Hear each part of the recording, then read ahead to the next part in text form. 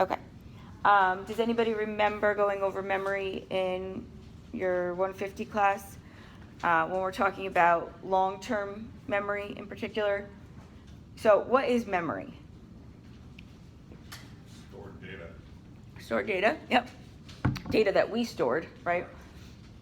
So it's our own personal. And the idea of having a memory rather than just quickly learning something is that memory is what helps you retain that information over time. So things that you learn, things that come in through the different kinds of learning that we've talked about, we want to retain, right? Like, what are some simple skills that we would learn as a child? Repetition. Mm-hmm. Yep. And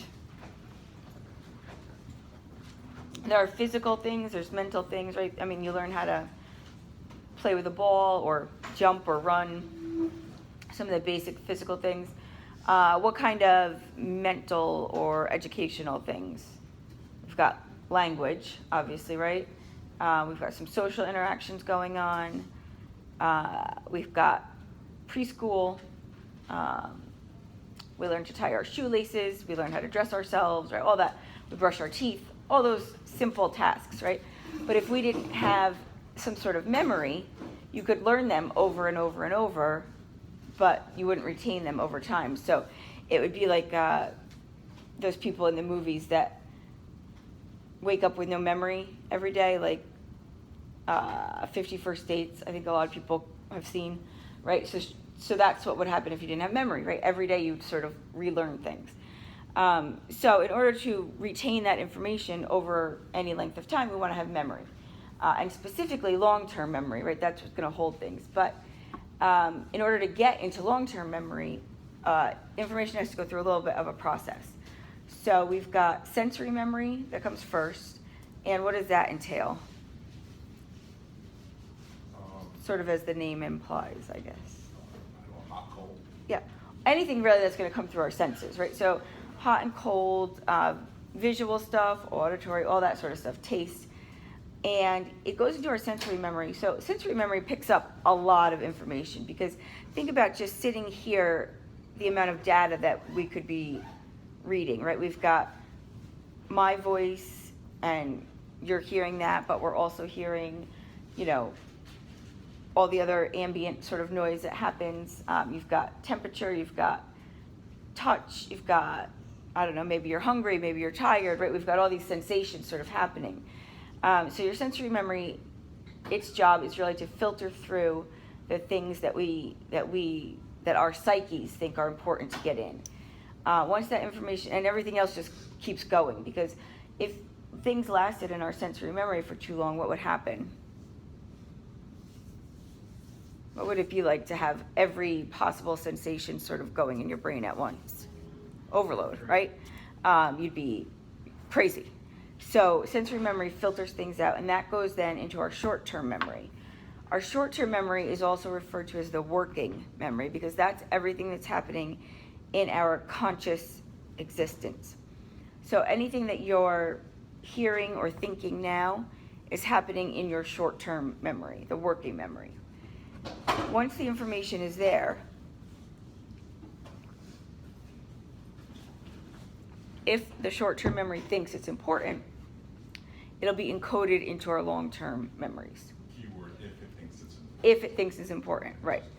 So what do we do to think things are important? How do we go about getting things into that long-term memory? If you're in class here, what are you trying to do? And to do that, what do you have to do? Review, study. That again, it goes back to that repetition. Repetition. Especially for me, I've got to go over a few things over and over again to get in there. Now, but even one thing before you... Writing stuff down is super helpful, but all these things are sort of... If you're sitting here and you're thinking about what you have to do tonight or your grocery list, what are you not doing? Paying attention. Paying attention. If you're not paying attention, you can't get that information in, right? So we have to pay attention, and that could be in the form of note-taking or listening, and then you're going to review your stuff and you're going to have repetition. But if you are reviewing your notes on the couch and you've got dinner in one hand and the TV on, you have what's called divided attention, right? So you could be reading through your notes, but are you really getting anything, or are you just sort of reading over and over?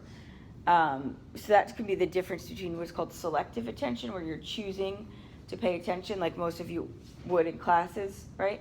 Or divided attention, which many of us have, and sometimes it's necessary on a day-to-day basis, right? You might be cooking dinner and, I don't know, talking on the phone, or, you know, helping kids with homework, things like that. We tend to need to divide our attention sometimes. But what happens is the more divided it is, the less likely we are to what? Retain, store, right? You guys can probably all relate to that a little bit, right? It's also a filtering process too, because you're choosing to filter out what you want to put in there and what you don't. Right. What's a matter of importance. And that's that selective attention, exactly. So I was gonna ask you, is that the same thing as filtering? Same thing, right? Choosing what to pay attention to. And so if you can do that, great. Sometimes it's hard though. You know, how many times I used to sit in class and want to try really hard to pay attention, but sometimes your mind wanders, you got stuff going on, you know, whatever it is. But then you see a big difference, right? If you might go back to look at those notes later and think, gosh, I don't remember any of this, you know, or she said that, like, you know. So it's not always easy, but that's one of the best ways to get things going into that long-term memory. Okay, so assuming that everything gets encoded into our long-term memory, long-term memory is theoretically infinitely long and infinitely large. So you could store as much stuff as you wanted to store for any length of time. Which means, Yep. which means that even though it's in there, even though you have retained it, doesn't necessarily mean that you can actually get it. Exactly. So that's the retaining is the storage piece, and then the retrieval of that information is the tough part, right? So most people have theorized now that the information does get in there, but it's difficult to get it out. I mean, and it could be that thing where you know it, it's on the tip of your tongue, right? Or it could just be like, I have no recollection of this, you know. The reason that it's theoretical, of course, is that we can't test it, because how do we know it's there or not, or that it's that you can't pull it out or not, right? So we don't know. All the information could be there, and it could be a retrieval issue, or the information could not be there, and maybe it was an encoding issue. But we won't know because we can't tell. So, in order to better retrieve, we've got some things called retrieval cues. And those are just, they could be simple things like mnemonic devices. You guys know what those are? Anthony? Yeah. Or like, I always remember from like 8th grade science, it's King Philip came over for good spaghetti. Yeah. Do you guys know that one? Yeah, so those little Roy G. Biv for the rainbow, all those mnemonic devices, right? Okay, so that's one pretty simple, if you can think of a thing you'll remember, that's a pretty simple memory cue. We also have what's called recognition. That would be like you're taking a multiple choice test. And so say I asked you a question in a short answer form, like, what is implicit memory? I ask you that, and then you're supposed to write it out. That could be hard, right? But if I gave you a multiple choice question that said, which of the following is the definition of implicit memory? When you see the correct answer, you might go, oh, right, that's the definition. So that's called recognition. That's a retrieval cue. Something called recall is another retrieval cue. That would be more like your essay question. So I would give you like a prompt, right? So the essay question might be, describe the 4 lobes of the brain and their main functions, something like that. And seeing that, you might remember the lobes. But if somebody said to you, tell me what you did in psychology class last week, you might not be able to remember without some sort of prompt. So the recall is the prompt. You see that, you're like, oh, okay, and then it sort of brings back to mind some of that sort of stuff. And then there's something also called priming. Anybody know what that would be? Priming. It's when you use, you guys seen Zoolander? No? Yeah. It's kind of like brainwashing. It's where you use a thing or a prime, and you associate it with images or information over and over and over. And then when that prime, when you see that again, the images or information come back to you. So it could be, say you always take notes with the same pen or use the same highlighter. So you do it in class, you do it at home when you're studying, then you go to the exam and you use that same pen. The pen could actually be a prime. You know, looking at that pen and watching yourself, you know, write with it like you did all the time when you were studying and note-taking might actually help you bring some of that information back. So the idea of maybe like a lucky pen or pencil, you know, could actually hold some merit. All right, so those are some of those retrieval cues. Now, I just was asking about implicit memory, right, with our examples. So implicit, we have, with our long-term memory, we have two main categories that they fall under. One is implicit and one is explicit. So our implicit memory, which is also called our non-declarative memory, that's memory that comes sort of without you trying, without conscious recollection. It's things that we learn, skills like motor skills and routine procedures that are just sort of automatic. So every morning when you go to brush your teeth, are you thinking about what to do, and you know, do you have to like think about it to remember it, or is it just sort of a routine and a habit? Like you just know how to do it. Tying your shoes at this point, certain athletic or motor skills, things that have been classically conditioned like phobias. You know, you're not actively trying to remember them when they happen. So those are all part of our implicit memory.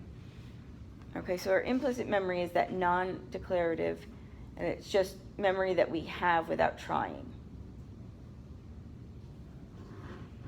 Okay, so if that's implicit, what do you think explicit's going to be?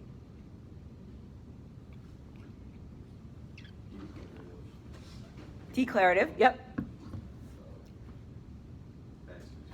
Yep. Right.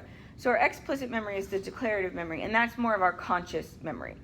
So that actually is broken down, again, the explicit memory, into semantic memory and episodic memory. So that's our conscious remembering of facts and experiences. That's the memories we try on purpose to hold on to. So again, there's two kinds. The semantic memory, that's one of the categories of explicit, is where we hold our sort of facts and figures. It's like our encyclopedia. So everybody in this room could have shared aspects, at least, of their semantic memory, right? Everybody here knows that 2 + 2 is 4. We know the earth rotates. We know, I don't know, basic facts and figures. Now, they're not all going to be the same because you guys all know different things, right? You take all different classes and you remember different things. But this is going to be the encyclopedia part of your memory. On the other hand, the episodic memory, and I always think of it like an episode, like a television show or something like that. Your episodic memory is sort of your life story. So it's your personal experiences, the way that they affected you and how you interacted with the environment. That's all your episodic memory. That's your life story. So that's going to be not shared, right? Certainly, siblings or childhood friends or long-term friends may share, you know, part of their episodes, but we all have our own personal way of storing and remembering things, and, you know, different things are more or less important to different people, to the way we remember them. All right, you guys comfortable with that? How our long-term memory vaguely works? Okay. So moving on to talk about the idea of childhood amnesia.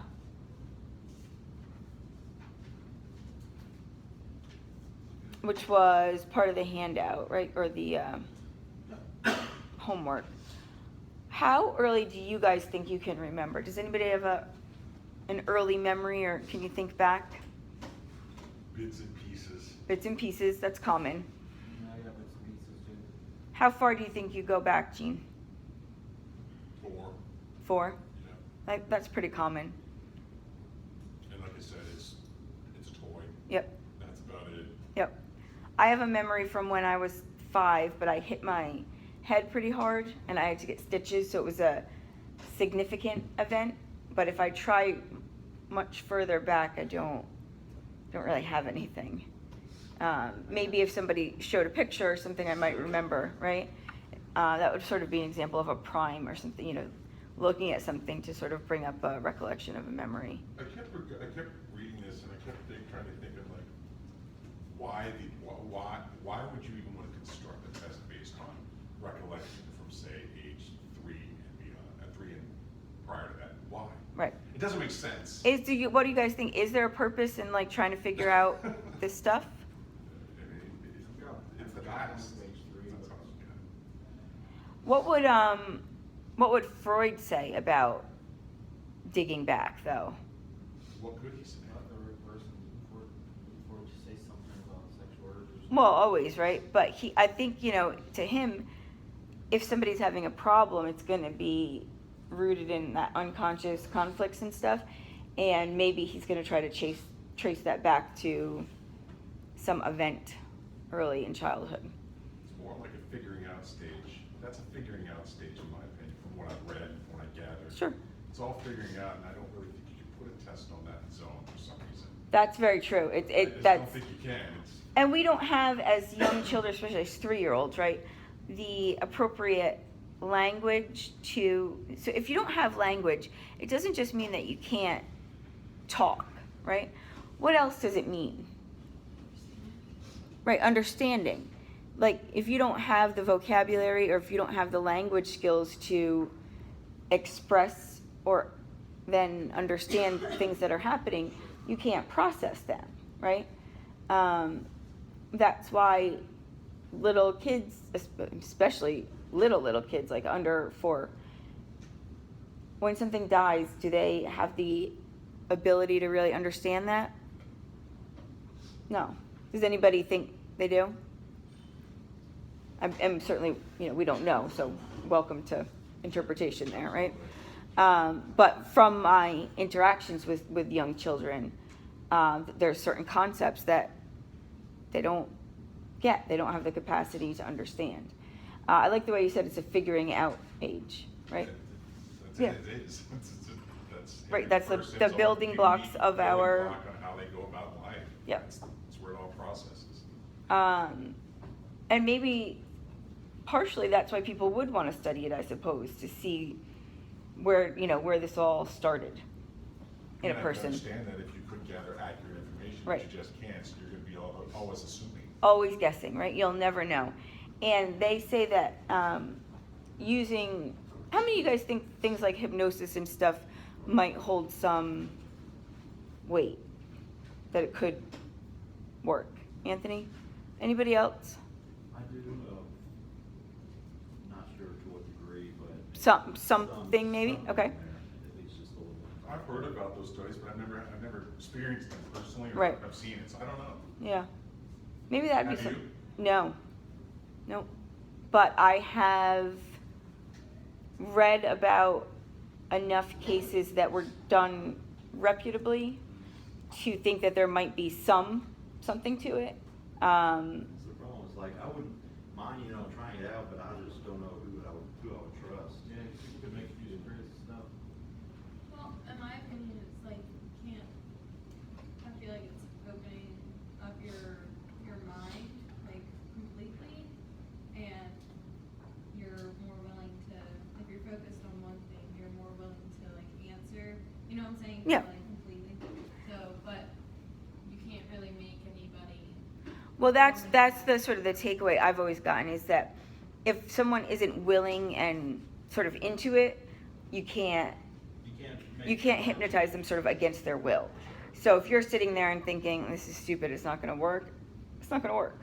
But for people who are motivated to or more accepting of the idea, that it could be more of a tool. But yeah, it's hard to say whether it's just sort of relaxing you enough to break down whatever barriers are there, or it's actually altering your state of consciousness. There's the ideas of like certain drugs, right? Like a truth serum. And the idea with those is that they're just sort of breaking down any barriers you may have in your mind to like not reveal or, remember information. So there's some decent evidence, much more anecdotal evidence. Yeah. I don't have enough to say about it. I don't know that there is enough good evidence to say that it works. But I think for some people, the idea of it might help them be willing to accept certain memories or something like that. Like, for instance, There's also that thing of, even if you're hypnotized, I don't think you can get people to do certain things, because their mind's still going to go against it. You, like, walk around and cluck like a chicken and that sort of thing. More like, even as how do I put this? Besides that, like some that would harm them without you meaning to, like, they know there's something in the way and they're not going to walk into like a wall. Okay. Like self-preservation probably. Self-preservation still exists underneath. I can accept that.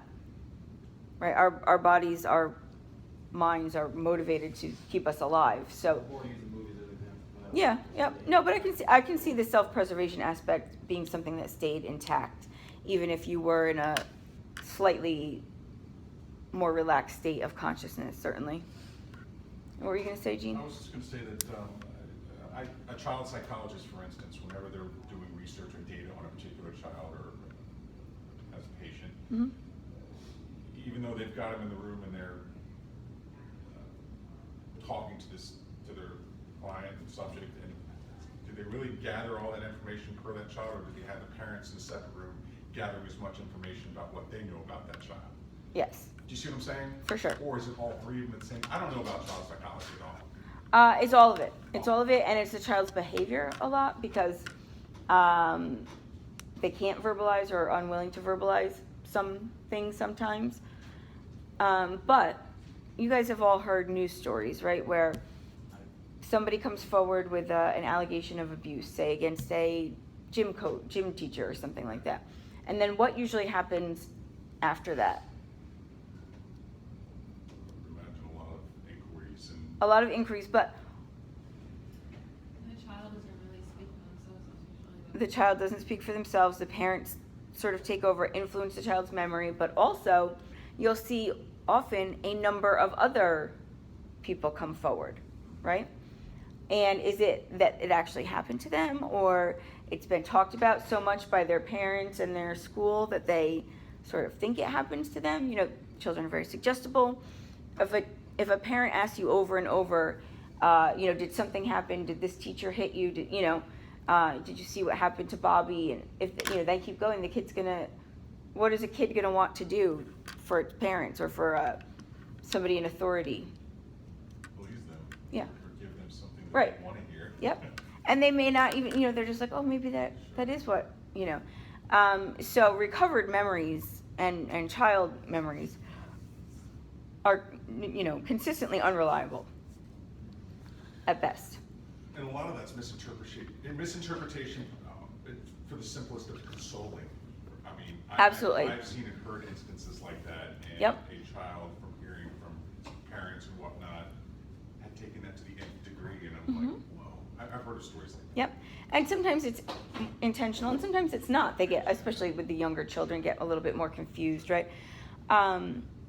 So those memories, so that's why we've got people looking at behavior as well to see if that's sort of consistent with what the child is telling.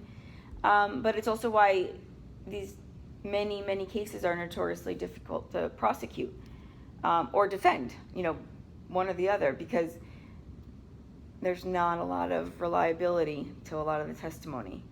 And that's the same for children as it is for people who years later are able somehow, either working with a therapist or trying things like hypnosis, or even just maybe something triggered a memory in their life, that these recovered memories of abuse, which often are true, but maybe just as often are not, or there is some truth to them, but by the time your brain is replaying this back for you, 20 years later, and it happened as a child, and it was a little gray area here and there, you didn't understand it, the memories you might get, those recovered memories, are going to be unreliable, right?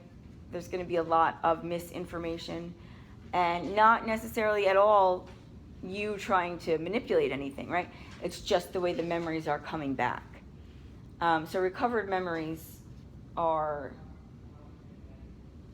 unreliable, childhood memories are unreliable, and childhood testimony can be unreliable. Although it certainly can be unreliable, doesn't mean it always is, right? There are plenty of instances where children do remember things accurately and are able to express that, right? Is there a limit, or is there an age range where a kid can be administered or in court where they can and cannot testify? Is there an age range? No, they would. I'm just curious. It would depend. They may not testify in court. They may do a in chambers sort of. Like a liaison or what? Yep, exactly. But they can give testimony, legal testimony at any age. Yep, and they would have to have somebody with them. Yeah, not a parent. For example, they had my sister on the stand when she was 7. Mm-hmm. On the stand? Yep, 7, 6. Yeah, and that's pretty intimidating. Sure it is. It's intimidating for any of us, right? Yeah. I was 13. I'm pretty sure high school. Was it family court or criminal court? Family. Yeah. And it was stressful. I recently heard about they have some therapy dogs in court now for people, for children in particular. So when they have to go into court, if they have to be on the stand or give testimony, some courts have these like therapy dogs they bring in, and they just sit with the kids and sort of try to soothe them, or the kids feel maybe a little safer to have a dog with them. I just saw like a thing on the news about that. It's kind of a nice idea if they're not afraid of dogs. I have a question. When we're talking about a child's perspective changing, how would, I'm trying to word this because it's a good question. Like, has it been a case where kids have realized something that they've trying to repress over years? Yeah, that's some of that recovered memory stuff. Yeah. Freud or many psychologists really would say, if you've got something unresolved, somewhere in your unconscious there, that it's gonna want to be addressed at some point. It's gonna come back, and it can be on its own. It can be because you saw or heard something, some sort of triggering situation. But yeah, for sure. Okay, so that's all along the lines of that childhood amnesia and memory stuff, right? Children also have a knack for something that, this calls it imitation. But what? Yeah, exactly. And that, like kids are like sponges, right? Everything they hear and see goes right in there, and then depending on what it was, seems to come out at a like embarrassing situation for the parent or something like that, right? And that's called imitation. One of the ways that kids learn, one of the ways that species learn, right, to animals too, is imitating. We see an adult do something and they try it. I used to raise chickens, so we'd get these baby chicks, like 2-day-old chicks, and you have to show them like where their food and water is because they've never experienced that, right? So the first couple chicks that you get, when you take them like out of the box, You take them to the water and you put their little beak in it and they figure out, oh, this is where to drink. But you only have to do that for the first couple because you could have 100, say, but once they see some of them do it, they do it too. So that's imitation sort of on a very basic survival level, right? What are ways that children imitate siblings or adults, or how is that an effective sort of learning tool for them sometimes?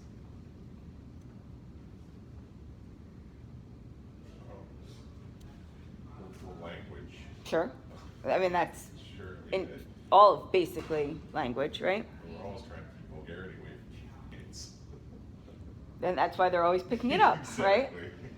Where'd you learn that? Uncle Gene. Yeah. What else? What's that? Eating. Yep, I was thinking the eating, and later on table manners, right? I mean, our parents can tell us to keep their elbows off the table, but we still see other people do it. I guess dressing hasn't really gotten caught a hold just yet because parents still dress their kids. Yeah. at that Yep. age.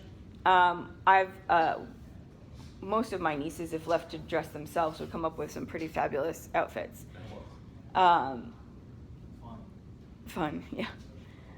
What about like playground? That's it, personality development. Yep. Or like likes and dislikes. Social interactions, how it is, what's an appropriate interaction with a friend or person and what's not, right? They're going to learn from others on the playground, older kids maybe, what's cool, what's not. Yep. Style of haircut. all that stuff. So a lot of what kids do and a lot of what we do too, right? I mean, we've all changed our own styles over the years, right? I dress differently now than I did 20 years ago. Why do you think that is that they want to imitate as opposed to not saying, drawing their own conclusions for what they feel and what they want to do? Even though it's popular to see this particular style of haircut, Yep. why would a child want to gravitate towards that and not say create their own? Well, I think there are some that would create their own. I agree. Right. Oh, you want to know what causes? Yeah, I mean, Yeah. I sometimes just wonder if that's that glitch on the home front. It feels like that is. Oh, sorry, go ahead. I feel like it's a lot of those kids, like, you seek comfort a lot whenever you're younger, or you seek approval. Seeking approval. Yep. And, So that would be more a nurturing kind of lacking.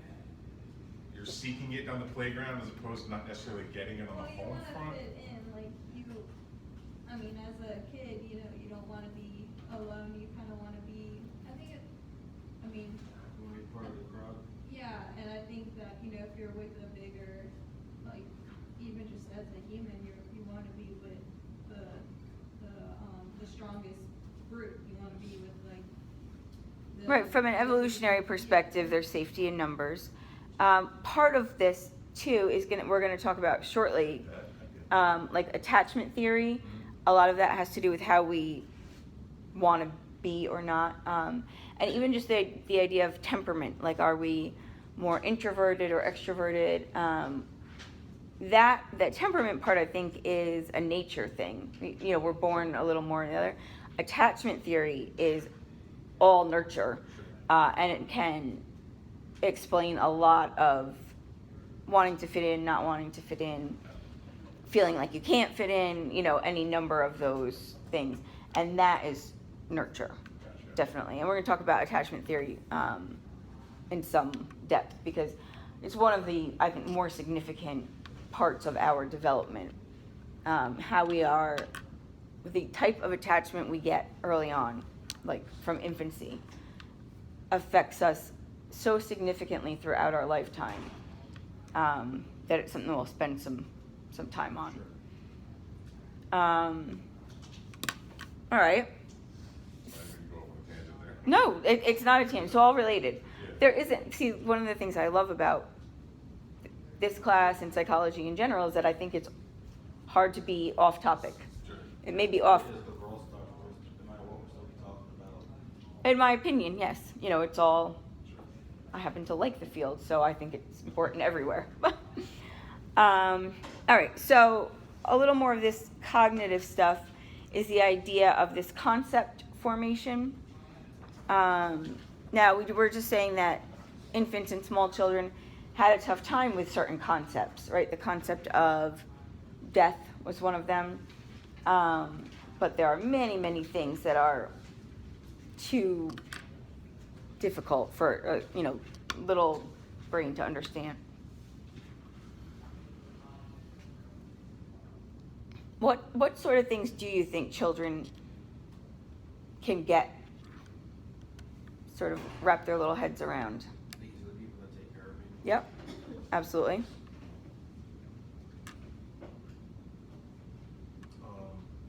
Sometimes patterns, Patterns, absolutely. breakfast time, lunchtime, dinner time. Yep, they know those things. They're doing, depending on the age, but they might be doing sports or dance or, things in preschool. They're starting to understand some basic physical laws of nature, right? Things fall down.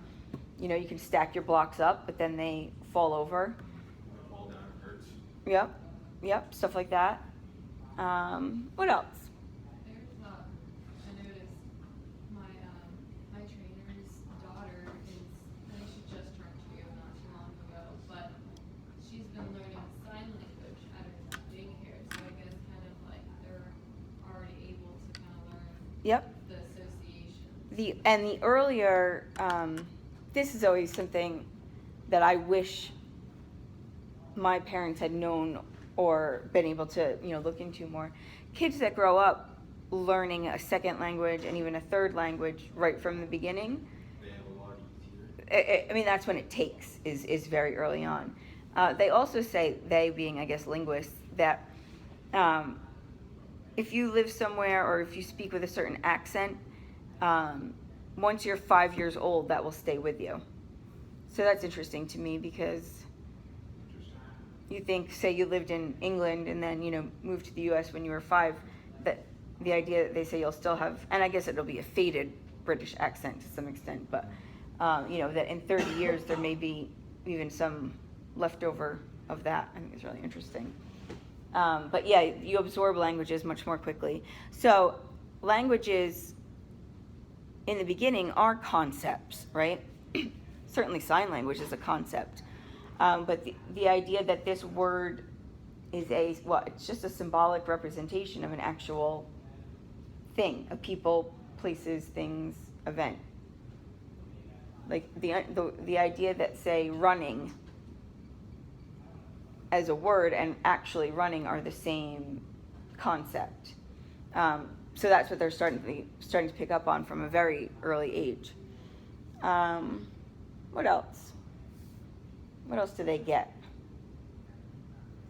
Start to see some empathy, compassion, right? They can be very caring to a new sibling if they get, if a baby comes home, or you'll see kids sort of soothe their friends on the playground if one of them falls down, things like that. So compassion and empathy, those are definitely concepts, right? But that's things they're starting to have.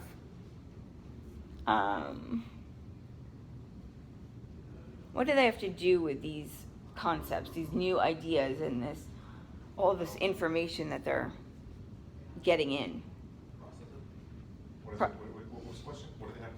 What if they do? So they're getting all these ideas. They're learning all these things about the world, about themselves, whatever.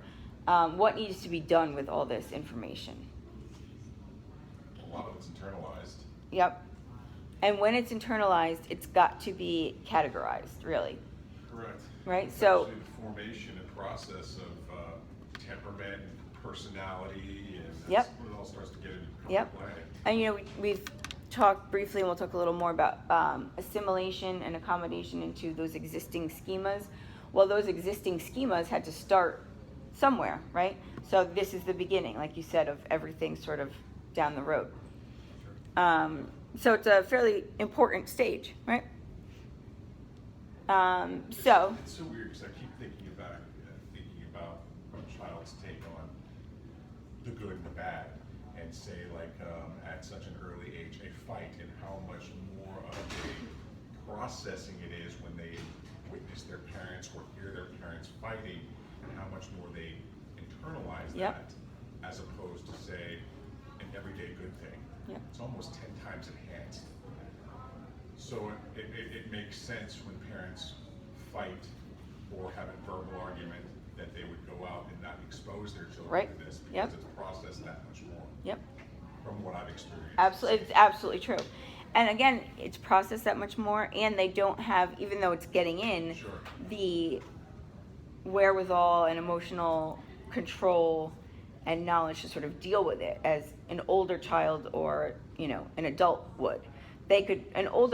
A teenager could listen to mom and dad fighting and think like, you know, it depends on what they're fighting on, but they have a different understanding of what it means to have a verbal argument and, you know, the subject and the fact that things happen and we can move on, right? Little children do not have that.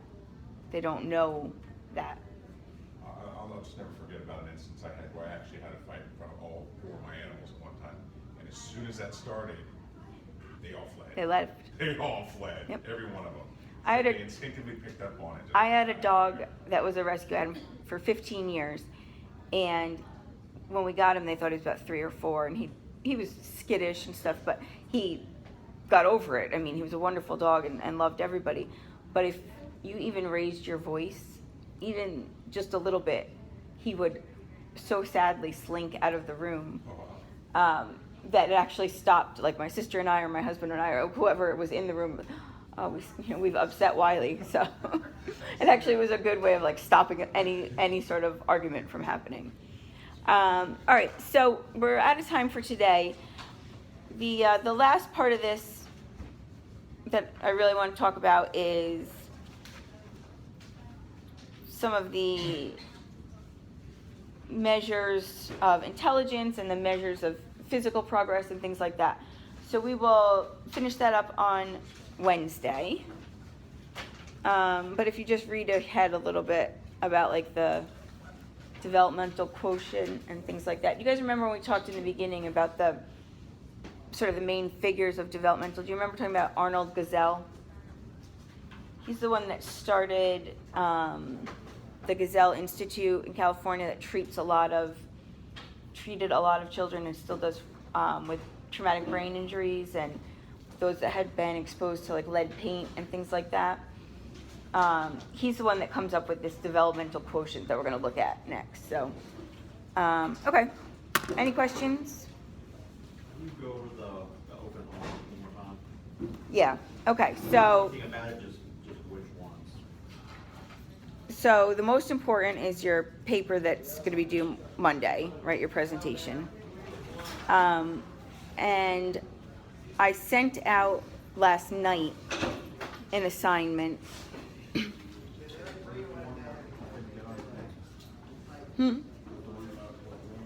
No, I sent it as a link to a. Remembering events from our early Yep. childhood. Yep.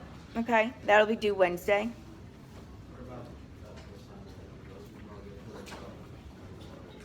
I'm sorry, Anthony? Yeah, you're the only one. When I go into Connect, it says that you have started it.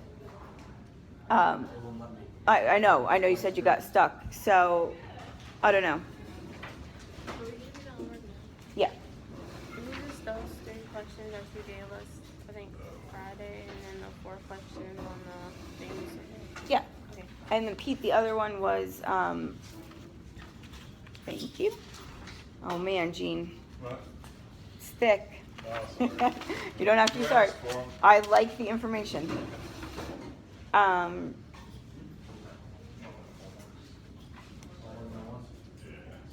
Were you here on Friday?